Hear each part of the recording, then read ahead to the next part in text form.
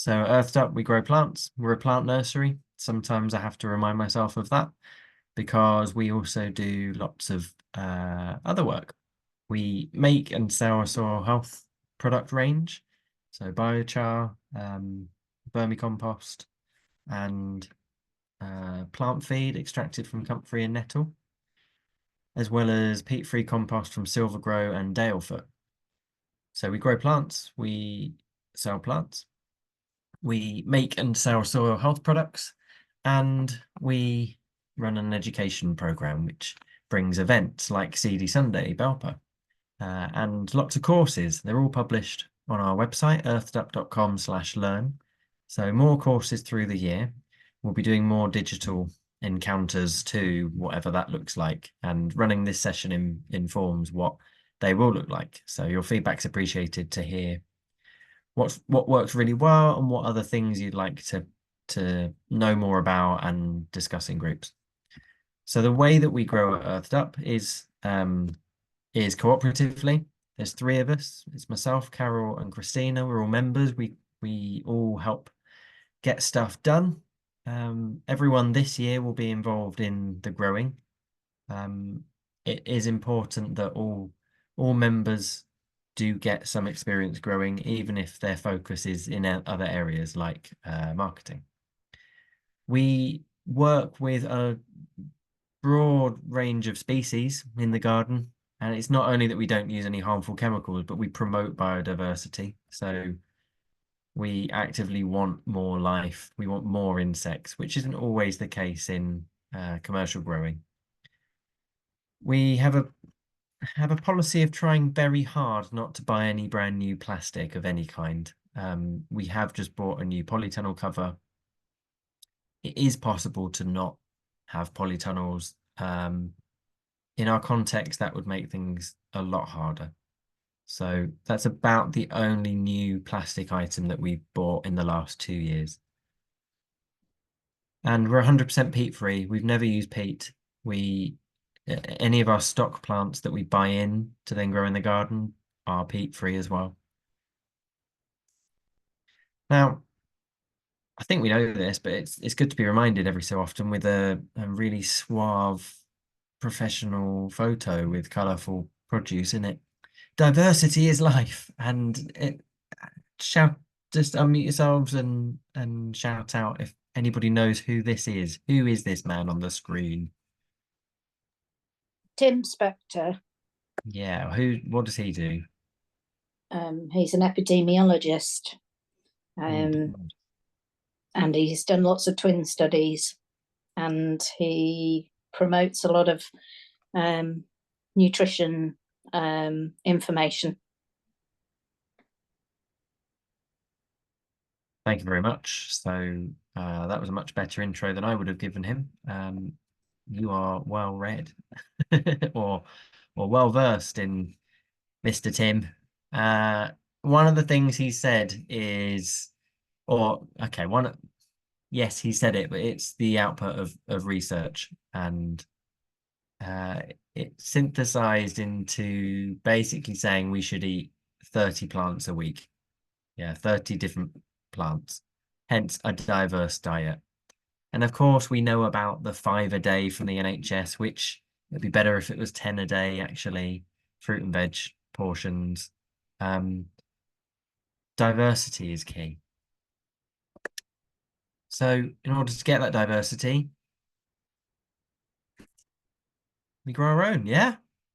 Yeah, let's grow our own. Our own what? So there's so much that we could grow, not just for us to eat, but to meet other needs as well. So how do we possibly figure that out? One way I like to approach it, in the nursery, in the planning for the nursery, and in my own growing, is to think about these categories and these headers of plants, or like plant patterns. So salads, greens, alliums. Alliums are like onions, garlic, leeks. Roots and tubers. Potato is a tuber. Yeah, it's the bulky root mass. And fruit. Of course, there's other things we eat too, and some things don't neatly fit within these categories, but they're really good as a starter to kind of think, all right, in my plans, have I covered a good diverse range of plants for different meals and different um, ways of consuming? Now, when we think about, well, certainly when I think about growing our own food, there is that kind of stereotypical image of getting loads of seeds and sowing them in uniform trays and then having to prick out loads of seedlings and put them in rows in the veg garden. We know we don't have to do that. And we know that there's a lot of different variables along each one of those steps, seed from where, of what, compost, what kind of compost? Have you made it yourself? Is it into recycled trays? Is it into root trainers? Is it egg boxes, toilet roll tube, etc.? And then when it goes in the garden, there's even more possibilities. What we're going to talk about first up is why. Why do we grow from seed? Now, on a like on a plant level, yeah, why do plants grow from seed? Let's hear from you. Why do plants want to grow from seed?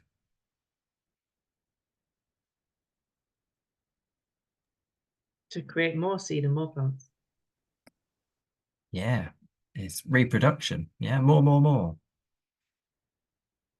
Why?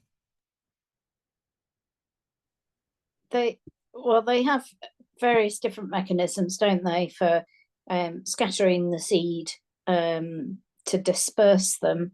And the seed is a very clever kind of package of all the nutrients that it needs to get it started, all wrapped up in a coating that protects it. Yeah, so what's within seed? Everything it needs to get started, but what's that? Genetic material plus nutrients, basically. Yeah, DNA. Okay. So seeds contain DNA, genetic material. And when plants grow from seed, they pass on. I'm being really careful here with my phrasing. But one thing I've said, which was, why do they want to? That suggests that they're sentient, and we don't know that plants have wants. They just are. Maybe they are sentient. There's evolving research for sure, but just excuse any brushings over with the words that I use. One thing that happens with seed when they pass on that genetic material within the DNA is, knowledge from previous generations. Knowledge was the word I was struggling to to use or find an alternative to. So they pass on experience, essentially. Now, how else can humans intervene to make more plants if it's not seed?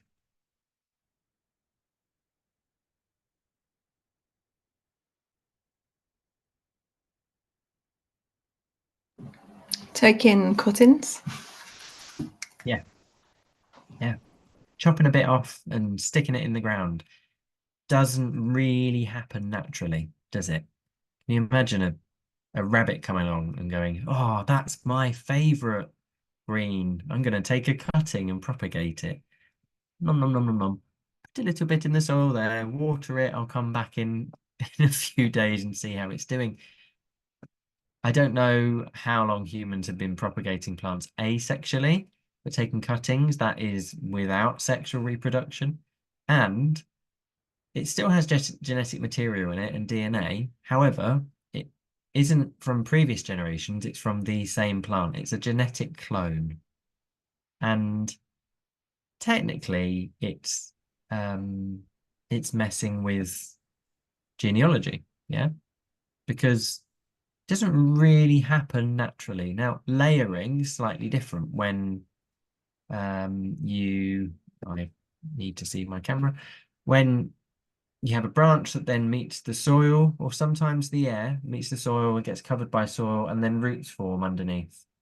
So it layers itself. And if that were then to get disconnected, you could see that they're separate plants, but on a DNA level, they're the same. So in seed, we don't create clones. We don't create, the plants create children. Yeah. So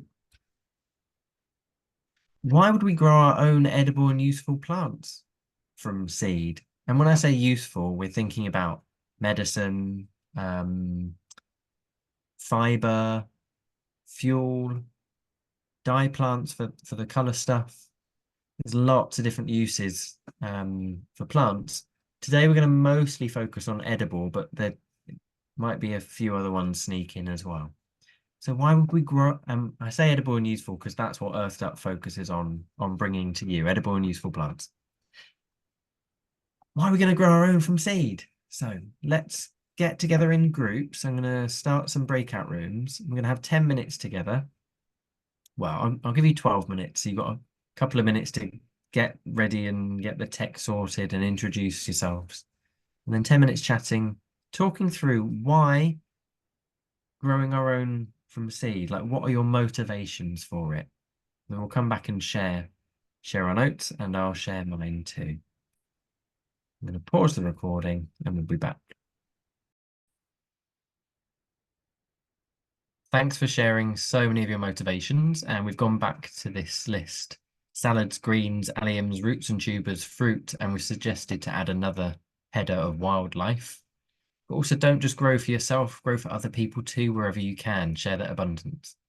This could have been a really short session if I'd have just shared my one key piece of advice of where to start, and that's start with what you've got and what you want. What do you want to grow? For whatever reason, you've just got loads of those motivations, yeah? In each of those different areas of whether it's to save seed from, or because it's nutrient dense, or because you enjoy it, go back through that list again and go, well, what do I want in that kind of category? Like, oh, I'd really like to grow squash, and I notice I don't really eat a lot of it, but it'd be fun to grow. Do that then, add it to your list, yeah? There'll always be someone to eat food that you grow. It's quite easy to get other people to eat food if you've grown it and it's delicious and it's awesome and it looks good. So if you just want to grow something because you want to grow something, do that. Find those motivations of specific plants in all those areas. And then what have you already got? And that might be what you've got in a seed drawer that may or may not be taking up loads of room in the front room and the kitchen table and pretty much everywhere half of the year. That's almost an admission of guilt, but I shan't say that on recording because otherwise my other half will have it to use against me. But there's quite a lot of seeds in my house, and I don't need to buy any more. And that's nice. I might buy more. It'd be good if my planning starts with what I've already got, because then that's going to reduce waste. And what I've already got, I've typically got some experience of growing, so I'm going to do well with that, or at least do better than if I was growing something brand new. So start with what you want to grow and what you've already got. And the thing is, we don't have to sow loads of seeds in order to have plants. I would say that, wouldn't I? Because I'm a director of a plant nursery. Yeah, go out and buy a load of plants anyway. No, that's not quite what I'm saying. But I am saying that we can grow plants asexually, like we talked about earlier, without seed. And we can also grow things from seed just one time instead of every year. And that's where perennials come into the mix. And you know at Earthed Up we love perennial plants. That's plants that live beyond their second growing season. So if they live for one growing season, they're an annual. For two, biennial. Into the third, then it's perennial. We have short-lived perennials that live for 3 years or 4, and then longer-lived perennials like trees and shrubs. And plenty of the vegetables and herbs can also be long-lived perennials. in the right conditions. So we've got a purple sage in the garden at Balplane End. It's been there for 4 years, but it's from a cutting of a plant that I've had for over 10 years. You know, it's not abnormal for shrubs to live for decades. Similarly with some of the perennial vegetables too. And then there's a strange category of like dig up and plant again perennials that we typically harvest for their roots and tubers. So this diagram, can you see my cursor wiggling around here on the slide? Yes, good, thanks. Jerusalem artichokes, this says. We've come to call them sunchokes because they're not from Jerusalem and they're not really artichokes. And North Americans typically call them sunchokes, and that's where they're native to. So sunchokes, if you leave them in the ground, they will be fine over winter and they'll grow back again next year. But typically you'll dig up a load, think you've got them all, leave a little bit in the soil and they come back up again anyway. But if they didn't come back up again, you would just replant a tuber in the spring. So that would still count as a perennial plant. And we can arrange them in this sort of pattern that's like a forest garden. If you've not heard of a forest garden before, look on the Earth Duck website, you'll find it brief introduction to forest gardening. You can also find Graham Burnett's spiral seed. There's a great article on his website, and we sell a small pamphlet for I think £5. It's about 20 pages with great illustrations from Graham that gives a good introduction to forest gardening. And it's a way that a garden can almost look after itself. We don't want to displace the gardener because we know we want to be in our gardens, but it's a lot more light touch and chaotic than you might picture an edible garden. So I've got some plants to share with you. Starting in the salad category, we've got Minutina, Buckthorn plantain, also called Herba Stella. What you'll find with perennials is that not thinking back to Tim Spector and our diet needing diversity, not so good at having a diverse diet in English, in particular, English culture. We kind of, think of a salad and you think of an iceberg lettuce, maybe. Well, we could have salad with tens of plants in it. And on the continent, they're more likely to do so with semi-wild and foraged greens as well. So we can look to our wild greens to diversify our diet, whether it's dandelion, plantains, chickweed, nettles, etc. But we can also cultivate some more salad plants too. And Minutina is a really popular one for us. That's a really poor photo of it, but it's like a narrow-leaved plantain. It's really soft. It's not fibrous and chewy like our native plantains. And the seeds are edible too, so you can harvest the tiny seeds and scatter them over a salad, or you can let it self-seed in the garden and a few come up here and there. It doesn't take over a bed. Ice plant. It's not a great ice plant's used for lots of different things. Maybe you recognize this as sedum. Been recategorized as Hylotelephium spectabile. So I'm keen to get that right so that you don't eat the wrong kind of ice plant. Okay. As with any new plants, be sure that it is what you think it is. And if you're trying it for the first time, just have a small amount in case there is some allergy or adverse reaction to your specific microbiome in your gut or on your skin. So you might have this plant already. Bumblebees love it. August, September, they love these bright flowers, but the young tips in particular, you can eat all of the leaves, but the young tips in particular are supple and succulent. So it's good to add to a salad for a little bit of crunch, freshness. And then when you pinch out those growing tips, you get twice as many flower heads, albeit smaller ones, and you can, from midsummer onwards, allow the bees to feast on the nectar in the flowers. Mints, yeah, as a salad plant. So what we'll find is a lot of the early salad crops coming up in the garden are really quite flavoursome, whether it's lemon balm, mint, fennel, some of the alliums. To get that flavour into the salads, and you don't need to dress it with so much or anything at all. And that flavour is a sign of the nutrients that are going on in there, the phytonutrients in the plants. So let's have some really powerful zingy salads, not just iceberg. Sweet Sicily, that's an early grower too. That will be coming up in verges higher up and where it's damp, often along canal sides. It's got an aniseed flavour, and you can chew on the unripe seeds as well. So the green seeds rather than when they harden and turn black. A real punch of aniseed, and it's an expectorant, much like fennel is. Can be used as a digestif, so eat it after a meal, and it helps you to process your food.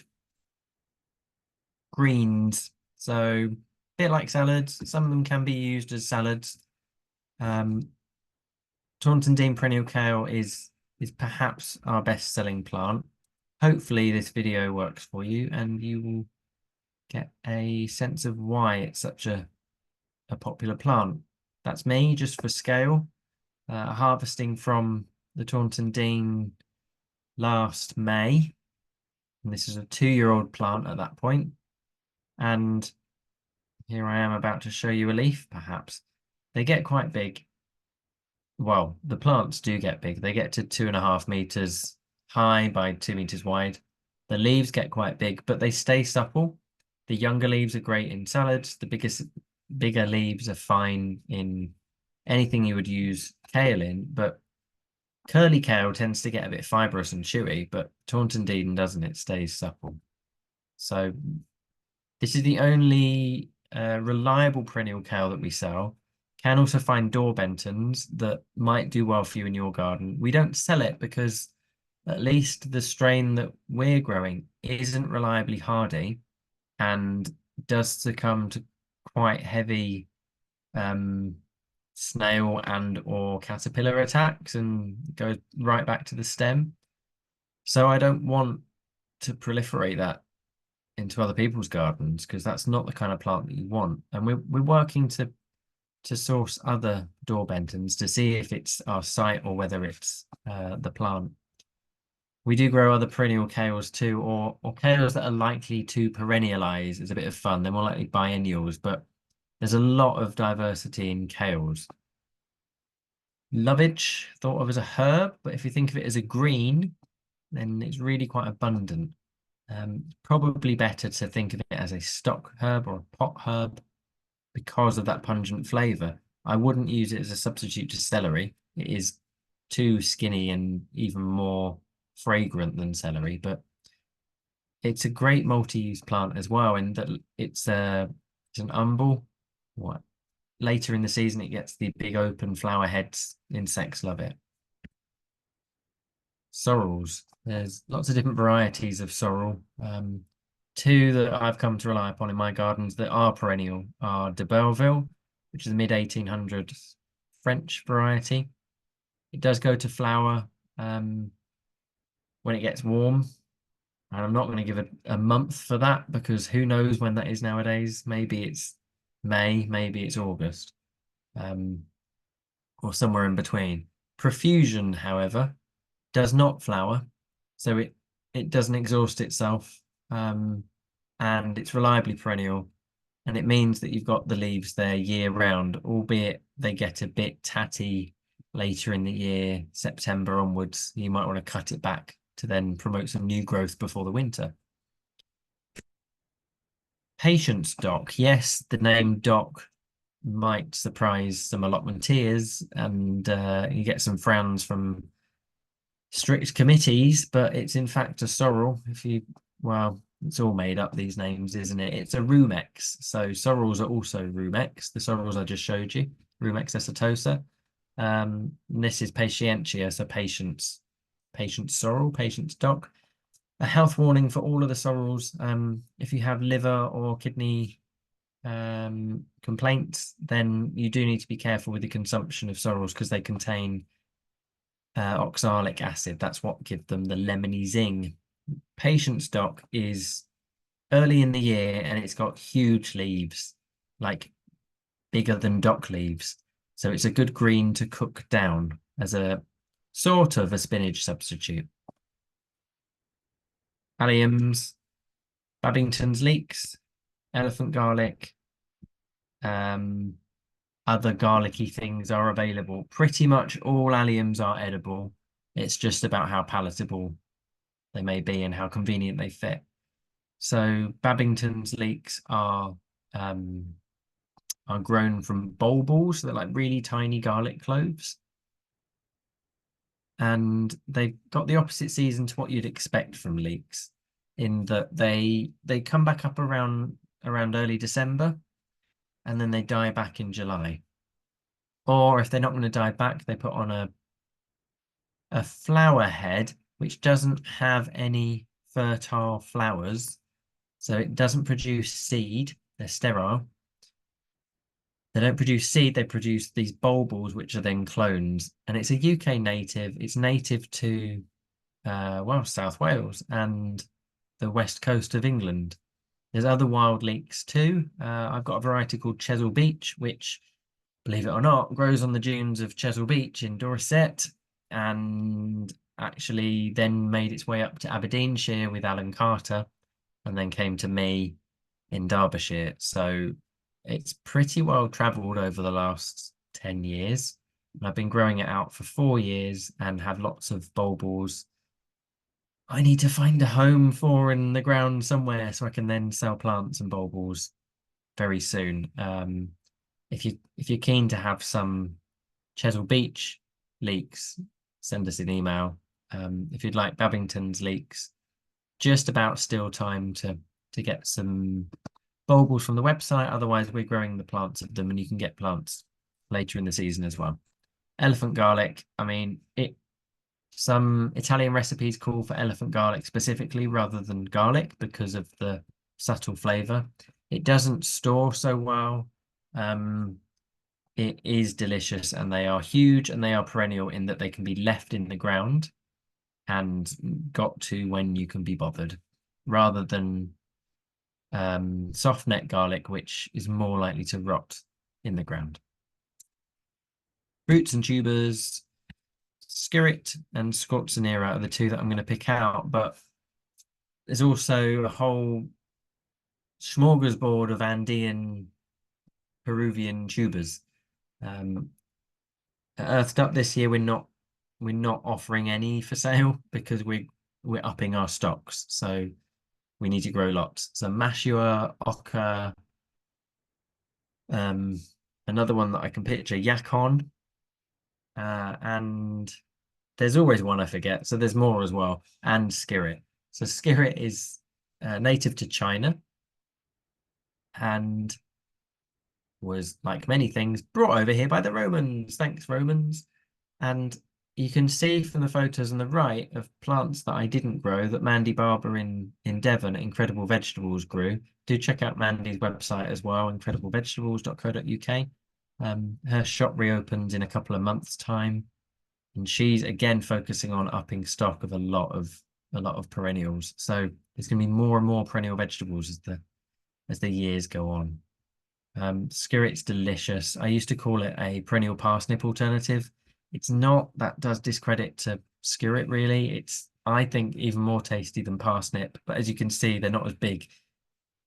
They take 10 minutes to boil or to shallow fry, whereas a parsnip you'd want to roast like potatoes. So saves energy in the kitchen as well. And they have these beautiful flowers that ladybirds and moths and pollinators love. Sorry, I haven't got any for sale. What we typically do is divide offsets, because when you grow from seed, they just grow a very small amount, like a few centimeters in the first year, and they succumb to slug and snail attacks, for us at least in soggy Derbyshire. So it is good the clones. You might try Backyard Larder, Alison Tyndale in East Riding of Yorkshire. So Backyard Larder offers skirret for sale. sometimes. Alison might have some in the store on Monday or in a couple of weeks' time. Scorpsonera, Russian giant. You can see it's got a black skin, and it's sometimes called black salsify. So this is definitely in the category of dig up and plant again perennial, in that you harvest the root and you can chop the crown off, so the bit at the top, and replant the crown only, and then it gives forked roots. After you've harvested it once, you can get more smaller crops of it. I think I've got some seed. I can't sell the seed anymore because it's a few years old, but if you're really keen on having some, maybe I'll put some in the Belper seed library, and if you're not in Belper, ask for it and I'll send you some. Fruit, let's not forget fruit, because it can pay for itself 10 times over in 1 year alone. But obviously keeps coming back every year as well. Two of our favourite shrubs, both in the ribus family: Big Ben blackcurrant, which gives really big fruit. The feverfew flowers for scale. Yeah, I need to get another photo of this with like a newborn baby or something, because they are so big, these blackcurrants, and they yield really, really abundantly. The josterberry is a vigorous growing shrub. It grows quick, comes into fruit early in its life. It's not got any thorns on it, even though it's a hybrid of blackcurrant and gooseberry. And it tastes a bit like an insipid blackcurrant.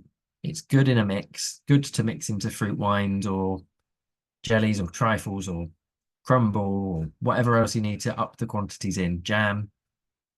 So I'd always use it in a mix. Some people disagree and say no, it's great off of the plant, including my 5-year-old son, who will just strip this. And then the overripe fruit, the song thrush gets to as well. So I don't get to eat very much of it. I should probably grow more plants for myself. And then elder, I am a big advocate of seeing our native elder as a crop. Now, if you've got a smaller garden, and you'd like your own elder because you know the provenance of the flowers and it's not anywhere near being sprayed, or or for whatever reason you want your own elder tree, then I'd suggest name varieties. The black lace is beautiful on the left. You can get a pink champagne or pink cordial from it, pink fritters. And the Hashberg was bred in the Danube Valley in Austria. The Austrians are good at breeding elderberries because they appreciate the really high vitamin C and phytonutrient levels in the berries. However, this Hashberg is really worth growing in that it's got huge dinner plate size flower and berry heads. This is twice the size of the native elder in our garden. So if you're only going to grow one, grow a name variety, I'd say, so that you really get a good crop off of the single plant. And then Framberries, they're a strawberry, but they're a strawberry that look a bit like a raspberry, and they say they taste like a mix of strawberry and raspberry. And they grow as abundantly as strawberries. So if you don't have room, or you haven't got the right garden context for raspberry canes, because they grow a bit like shrubs, but in a misbehaved row, they spread out of their row. They don't keep where you put them.